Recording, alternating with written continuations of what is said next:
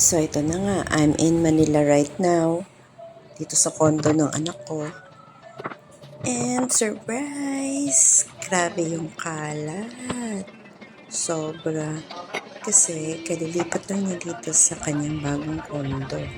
So, ako naman ay brought some housewares from Palawan.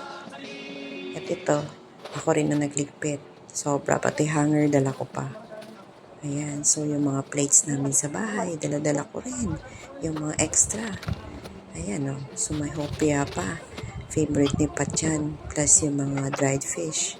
At ito yung kanyang favorite, yung Catalina's food stuff. Pumunta kami rin kahapon sa IKEA to buy additional stuff for pot. Ang dami na. So, bye for now. Abangan ninyo yung second part nitong aking vlog. Bye!